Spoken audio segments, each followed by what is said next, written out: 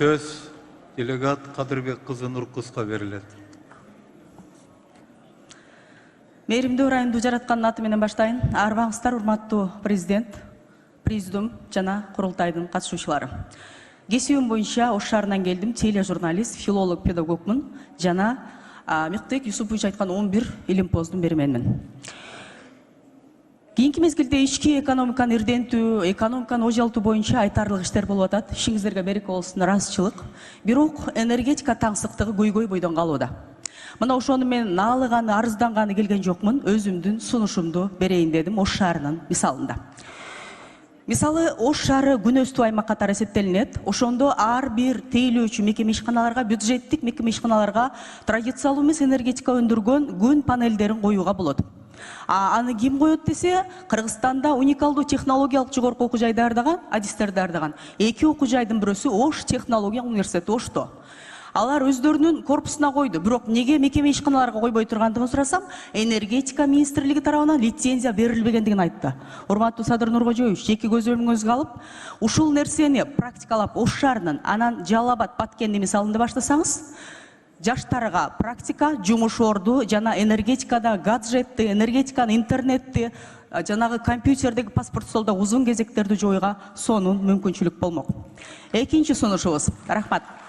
Экинчи сунушубуз азыр эле сиздин текстиңизде жана ошондой эле төрага Нурланбек Тургунбекович билим, тарбия, үй бүлөлүк баалуулуктар нарк тууралуу жакшы маселелерди айтты.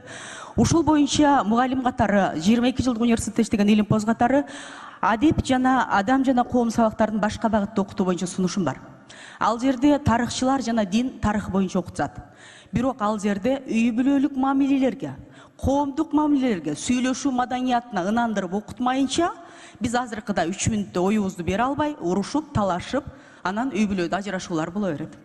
Ошондуктан ушуну бир карап чыгышты. Керек болсо кайсы адис окутат десе, мен башталгыч мугалимдерди сунуштамакмын. Алардын адеп маданияты жетет. Үчүнчү, жеңил өнөр жай тармагында өзгөчө тигүү багытындагы салык саясатын бир карап чыкпасаңыздар, кечеги кадрдык өзгөрүүлөрдөн кийин. Биз жеңил өнөр жайындагы Кудай берген ооматыбызды жана кирешебизди жакынкы чет өлкөлөрдүн бирине оодарып жиберген калдык. Жеке көзөмөлүңүзгө алып берсеңиз. Төртүнчүсү, жер резиналуу эмес, өзгөчө Ош шаарында калкчыш жайгашкан.